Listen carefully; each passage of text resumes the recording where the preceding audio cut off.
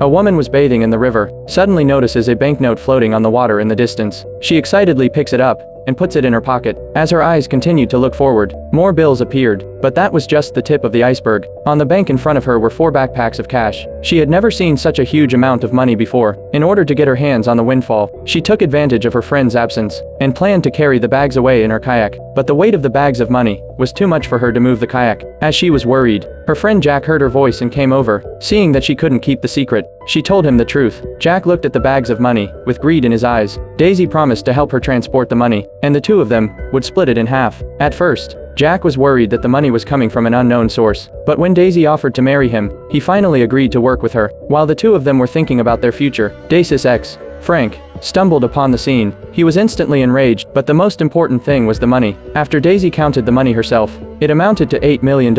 Daisy offered to split it between the three of them, but Frank was against it. He thought the money was not a good fortune. If the FBI found out about it, their lives would be ruined. Daisy, however, advised him to stay out of it. Watching his former friend become so greedy, Frank was going to end his trip and go home alone. The two people left behind rowed a small boat to try to get the backpacks out of the mountains. When they passed a fork in the road, Jack took the liberty of going right, but what they didn't realize was that the noise in front of the river was getting louder and louder. They walked in and found that they were in the middle of a party. 2 agents were stationed on the bank. Daisy panicked, but kept her composure. She keeps paddling. Meanwhile, Frank, walking alone, meets the man who lost the money. The man was a pilot. He was transporting cash and got greedy. He threw the money out of the plane on purpose, and then faked the crash. He was going to land in the forest and look for it, but he had searched the forest for a long time without finding it, and then he accidentally bumped into Frank, who knew what was going on. Do you think Frank will tell him where the money is?